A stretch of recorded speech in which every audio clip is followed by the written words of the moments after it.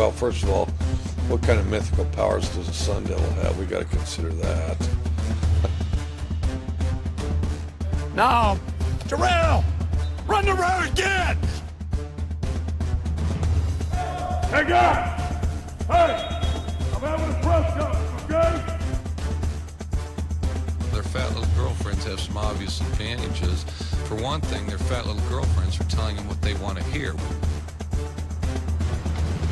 It's Division I football! Hey here, murals!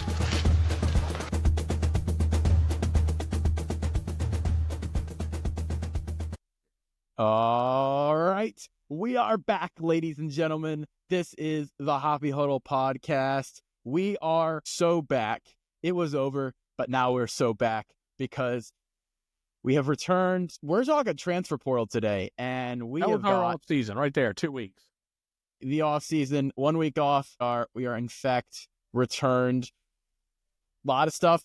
We're doing a recap of the entire transfer portal. Unlike Matt Rule, we're not canceling any spring games. We're going to go forward. Exactly. So there may be people in this that we'll talk about that you've probably heard before. You've probably announced it. None of this stuff is incredibly new. We're just going to kind of tackle it in one show, kind of look at holistically how the different classes have shaped up, big winners and losers, and just kind of looking towards how these new players are going to affect next year, because we've essentially got unlimited free agency every year in college football because nobody is steering the boat. Yeah, and the biggest thing is we're not, the portal's basically done now. We'll get to spring portal, and we'll get some action in the spring portal, but it won't be significant unless, you get a quarterback battle that shakes out. Maybe someone leaves, but most of your team is going to be set at this point. You'll get a few here or there, but at this point, you got to kind of think this is the roster you're going to go to. You definitely go to spring with, and probably the majority you'll take to fall camp. Yeah, I tend to agree with you there. Like I said, there probably will be a couple late changes, maybe people who were expecting to start and did not. Yeah. Sometimes with these portal players, if you didn't start at one place and then you move down a level and then you don't start at the next place, you transfer on again to try and get some playing time. But a lot of the big movers are not going to be changing. They've got their contracts wrapped up, and NIL deals. Whatever you want to call them. Yeah. So that's kind of where we're at. I figure we might as well just start. I figure we could start with the top 10 portal class rankings and just kind of. You want to hit some of the news first since the last 2 weeks? Yeah, I honestly haven't kept track of exactly who broke in the last 2 weeks versus who broke like the week before. Some of that's a little. I think the biggest news the last 2 weeks has really been since we last got together. We were just coming off the Ohio State championship, and since then they've lost both coordinators. Oh, Ohio State, yes. Yeah.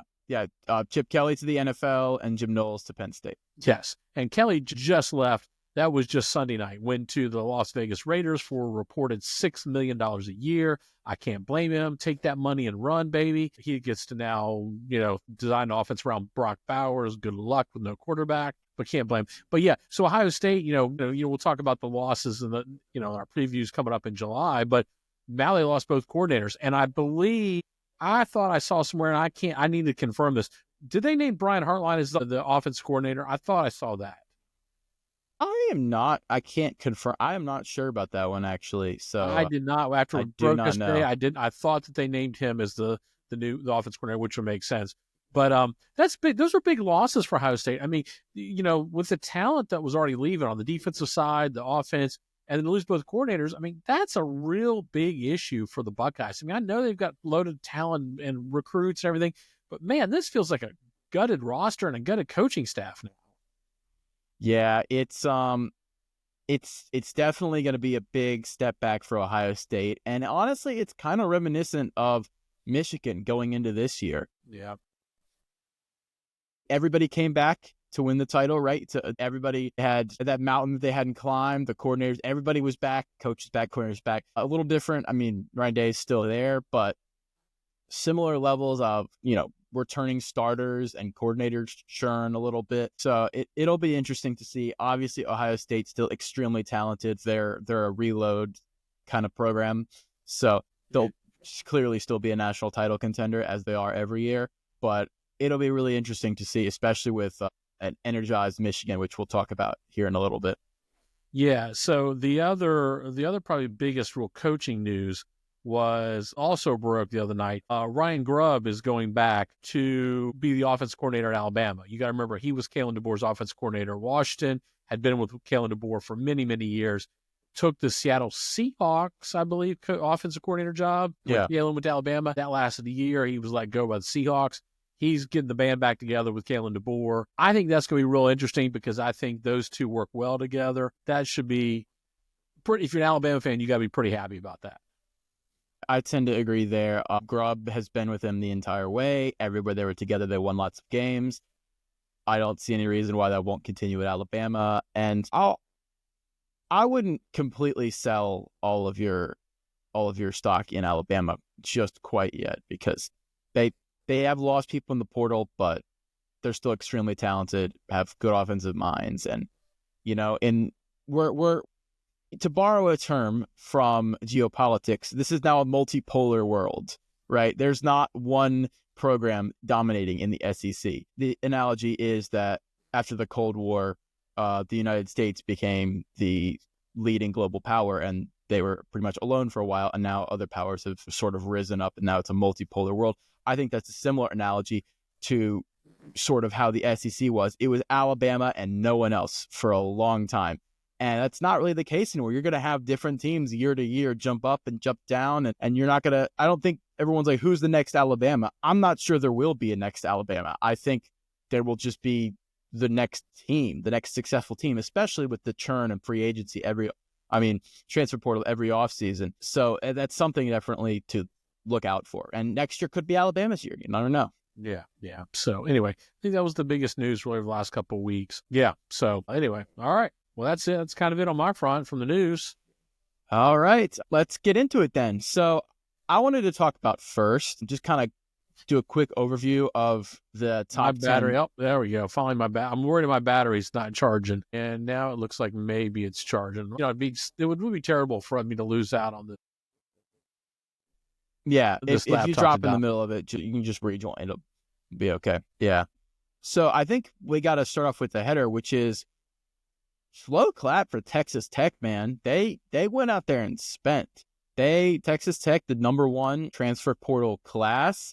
They did lose their 5-star receiver, but from sources close to that program that have been posting on Twitter, I think they're not entirely upset to lose him. There seem to have been some personality conflicts, as they say, with showing up to practice and other things. Allegedly, of course, nothing confirmed. But they're not entirely. Then what that does free up for Texas Tech was a good chunk of money for them to reallocate to the transfer portal, and they brought in some dudes. Terrian Grant, the corner from Purdue, basically one of Purdue's like 3 good players. Lee Hunter from UCF, he's a defensive lineman. Texas Tech really struggled on the defensive line last year. That will be a big boost to them. A couple other players. They brought in 2 more edge and defensive linemen. Really bolster their defense. Good running. USC's second running back from last year, Quentin Joyner. Looks like we lost you there, Dad. All right. If he, we'll see if he comes back. I think a couple other things from Texas Tech. They seem to have really gotten their act together, and they're going all in on this year. Joey McGuire has them up and running, and it'll be interesting to see what they do. All right. Looks like, are you back, baby? All right. Well, he's still struggling. All right. So Ed's struggling with some issues there. I can hear you. Maybe just go audio only. That might help with the bandwidth. Anyway. Yeah. So Texas Tech seems to be really going all in this year, and number one transfer portal class. Congrats. We'll see if it pays off. That's how it is in the portal. Sometimes you're Florida State, and then sometimes you're also Florida State. We'll see which one they are this year. Number 2 in the transfer portal was, of course, the portal king himself, Lane Kiffin and the Ole Miss Rebels. The Lane train chugging along. They have lost a lot of people in the transfer portal. I can hear you. Yeah, I can hear you good. Can you hear me? Okay. Gotcha. All right. So it looks like Dad's going to be audio only for this one. But Yeah, so Ole Miss.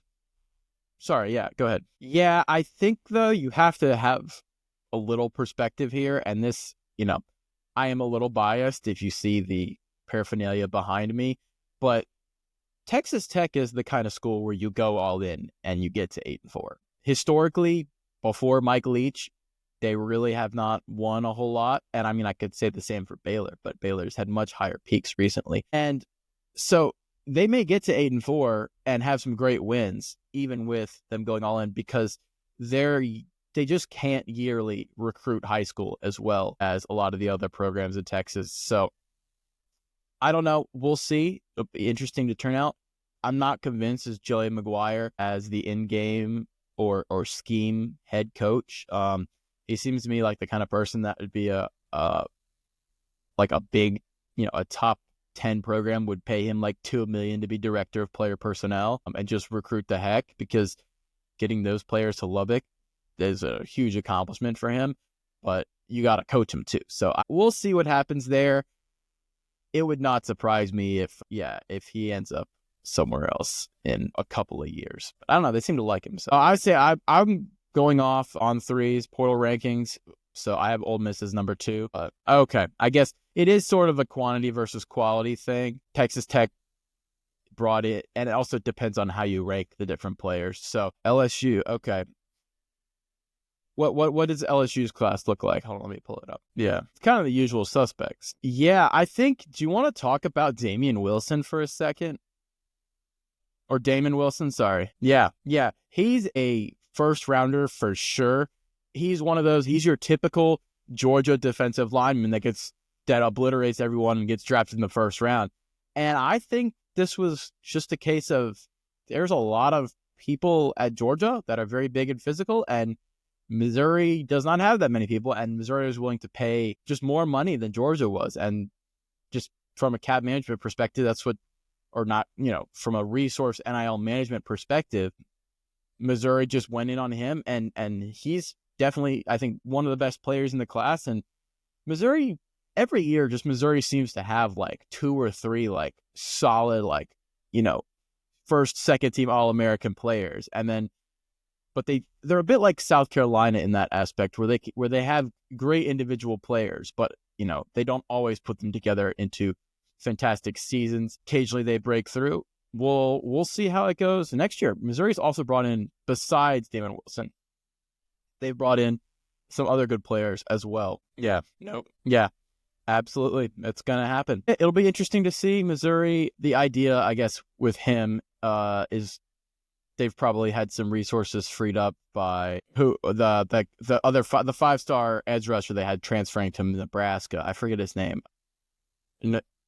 Namari or something. Nawari. Yeah. So it seems like a pretty 1-to-1 resource allocation type of thing. But yeah, it'll be interesting to see what they do there. What do you think of Ole Miss's situation? A lot of people coming in, a lot of people going out. Yeah, no, I don't know. Lane seems to think that it's a sustainable strategy. I'm not really sure it is. Maybe it's kind of what the best you can do at Ole Miss, and he's just fine with that.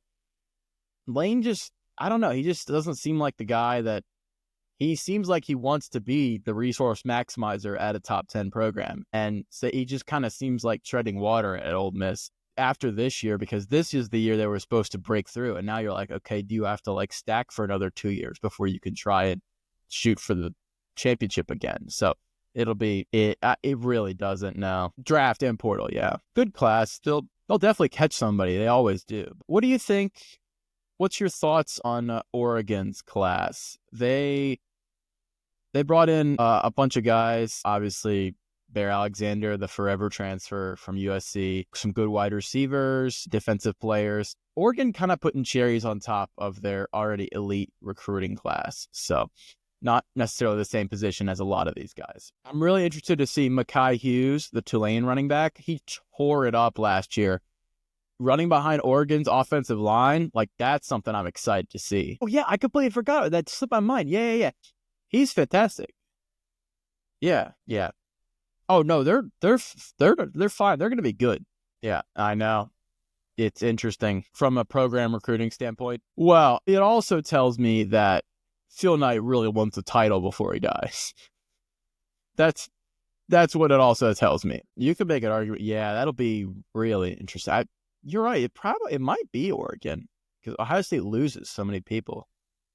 No, it'll be Texas. It will be Texas. Let's be real here. Archman just needs to do a couple more interviews in a Red Bull hat, and they'll have the number 1 spot locked up. Yeah. So yeah. Well, not entirely. They've brought in some good people. Yeah. What was the story there? I haven't kept up with that. Oh, the Wisconsin guy. Yeah. Aren't they still like pursuing legal action against him? So yeah. That's all well and good. But if Miami doesn't have a defense, like, come on. Like, you only got that far this year because Cam Ward's a magician. Carson Beck go back to, his first year as a starter when he was fantastic. He can be his absolute best he can be. If he's at that level, it doesn't matter if you don't have a defense. So, yeah, not particularly, no. You could make an argument that this class was not bad along the lines of scrimmage compared to last year. We had a real shortage of offensive linemen, and it's still this year, but there have been some better ones that have gone into the portal. The biggest wide receiver was Singleton to Auburn, if I'm correct, right? Yeah. It's interesting because a couple of teams like bet big that this was the year they were going to go in and get their key pieces in the portal. Among them, probably Auburn, A&M, maybe Ole Miss if they were more available guys. Miami certainly at quarterback, but really, if you think about Auburn, it's like they got Jackson Arnold. Maybe he'll turn out. They got Singleton. We know he's good, but it doesn't seem like the wow. Like when Miami went in last year, got Cam Ward. Everyone was like, "Wow, this guy is gonna be him." Like they went and got it. It just doesn't seem like there was a guy like that in the portal this year. Yeah. How much of that was injuries around him? He was a borderline 5-star. So he wasn't like one of these top 10 guys. He was in like the 20s to 30s range. I think the fact that Ohio State went out and got Julian Sayin tells you everything you need to know about Aaron Nolan. It tells me that when they got him in camp, they were like, he's not the guy. So, I mean, some people are busts, and that happens. And maybe he'll develop into a guy. I thought, yes, but Sayin originally committed to Alabama, right? Yeah, but wasn't Nolan at Ohio State first? Okay, maybe I got my timelines mixed up. All right. Yeah, I don't know. It is interesting for sure. He's got such a cool name. Yeah, he seems like a Missouri quarterback. Yeah, not particularly. I think, I don't know. It's interesting for sure. I think it's Florida State they brought in some good guys, but not quite to the same level they were doing before. I wonder if is that an effect of their performance, or is that perhaps they're adjusting their strategy and not going as portal heavy? Kind of hard to tell. Maybe Norvell took a couple of lessons away from how the last season went. I know he took a cut on his salary and committed that money into the program. So I think that was a smart move by his part. What's the lifestyle difference between $8 million and $9 million? I don't know. I don't have that kind of money, but I can't imagine, like, what does that really do for you? Buy you another car? The Clemson Tigers. You're right. I forgot about Clemson. Yeah, let's talk about Clemson. They brought in some good players. Yeah. Typical Dabo, got to be our kind of guy. But yeah. Well, all right, I got it. So, yeah, they got 3 recruits. They got Jeremiah Alexander from Alabama. He was a highly rated guy out of high school that I guess didn't pan out quite as they expected. Will Helt, edge rusher from Purdue, the other one of the 3 good Purdue players. There were 3 good Purdue players this year, and they're all gone. Tristan Smith, who's from some FCS school. Yeah. Or no, at Mac, he's from Boston. Yeah. Dash. Times are changing. Yeah. So Clemson needed a little beef on defense, so that makes some sense. I think that's surprising only in the fact that, like, that's where USC's program is. I mean, you could kind of see this kind of stuff brewing during the season where it's just like the energy around USC is just not very excited. The best part of USC's season was the hype video that they shared in the preseason. with like the gladiator or the Trojan with the gladiator music coming out of the sky in the middle of the field. That was the best part of their season. So I think, yeah, there's just kind of a bad feel around Lincoln Riley's program right now. And yeah, people transfer, got lots of players transferring out. Your five-star receivers that you brought in that were supposed to be, you're the quarterback, the offensive receiver whisperer. Your quarterback is not, a little uncertain. Your receivers are transferring out. Like, I don't know. Can you still win at USC? I don't know. If Lincoln Riley can't do it, who can? Yeah, they said they had money to spend, which makes me wonder, like, did they spend that on keeping some of their star freshmen? Like, that may be the unseen money spent might have been where Florida's cash went this cycle, because DJ was not going to transfer, but some of those guys on defense probably would not surprise you if they had offers. Yeah, Colorado, they brought in one guy, the quarterback, but like, yeah, I think, right? Yeah. I think if you're Georgia Tech, you're pretty not stoked about the portal. You lost a lot of your really solid guys, and you brought in a couple people, but you really can't replace those. I mean, no, they brought in, like, it's a good volume, but it's just like, you're not gonna be able to replace those high level, like the receiver and the lineman. So I don't know. Yeah, they may not be enough to flip that. I think if you're Nebraska, you got to be pretty happy, honestly, because you kind of got rated at some positions, but you were also able to replace some guys. I mean, you got Prince Will from Ole Miss. You got what's the guy from Kentucky? Key, the receiver from Kentucky. So you got Key, the receiver from Kentucky. You got a couple linemen on defense and offense from Bama and Missouri. Like, you got some talented guys in through the portal. So, and it'll be pretty interesting. I think Nebraska, this might be a year to go in for them. But we'll see about Dylan Raiola. Obviously, like, he had some moments that he flashed, but he still was a freshman last year. It's sophomore. It's where you got to make that jump. So we'll see how Nebraska is going into next year, but a nice class from them. I think Carolina got some guys, both South and North Carolina got some guys. We lost you. All right. It looks like we lost to him, but yeah, I mean, Oklahoma. Sorry, wait.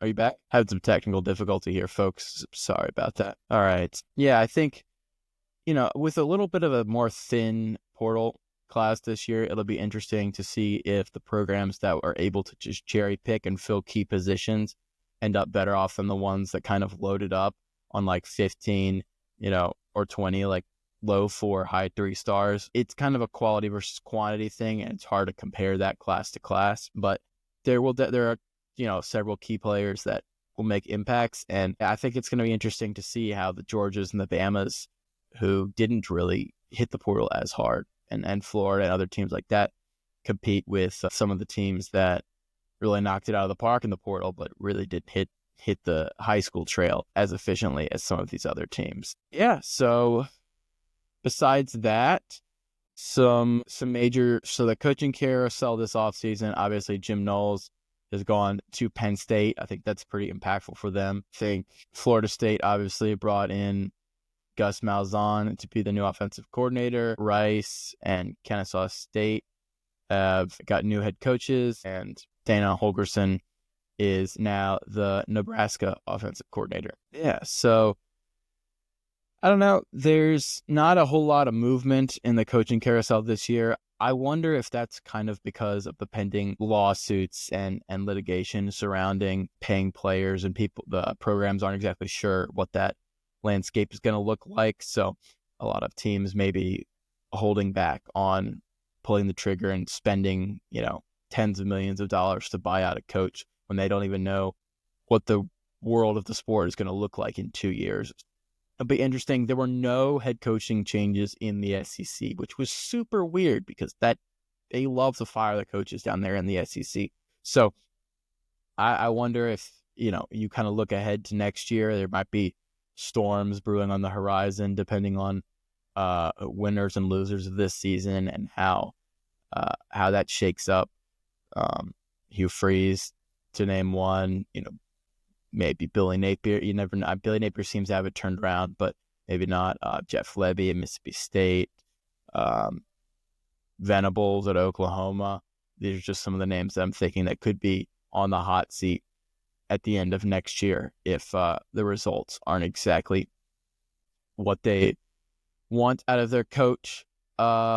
Just general portal observations. It kind of seems to be following the trend of slightly decreasing the depth at those big talent stacking programs, but it's not evenly distributed. The portal talent is not going to the next 45 teams. It's going to the next 10 teams. So it's making, the top 15, maybe 18 teams competitive instead of the top 8, So it's not like it's not like the teams that are a lot lower down the list are benefiting tremendously from the portal. They may have one in up and down years, but it's just kind of flattening the curve a little bit more than what otherwise might have been the case. And clearly looks like we might be getting Ed back here. We'll see. But here, it's just something's not right. I think it is. It's going to be interesting to see the effects of this. And issues. Are we back? Anyway, that's right. Okay. That's right. Yeah, I think we can kind of wrap it up here soon. All right, when we do our next show, what's our next show going to be on? Are we going to talk about the final? All right, well, that's what the off season is for. Initial signing day is tomorrow. Yeah, I think we'll do a recruiting deep dive again. Yeah, because ultimately, we already went over it a little bit later, but what really drives we'll really dive into the programs, the Georgias, the Ohio States, Alabama, what they're looking like, the trajectories, Texas, how things are looking into you're next winning year through the high school recruiting. I mean, you can sprinkle the portal, but high school recruiting is still the most important thing. And so what's happening already and what we'll finish out tomorrow will determine these teams' success this year and going forward. Yeah. Sustained success is only attained through continued high school recruiting. You can have 1-2 year flashes with the portal if you get lucky. So, okay. But you can also have insane down years as well. And Super Bowl this week between the Eagles it's not and a sustainable Chiefs. model. Nobody wants to see that. If you want to win every year, you have to go through high school. Yeah. Yes. All right. Up for good commercials. So, all right. Enjoy the off season. Oh yeah, it'll be a blast. America is so excited. All right. Well, thank you guys so much for watching. Make sure and like and subscribe if you haven't. I don't know. Have fun. We will see you next week.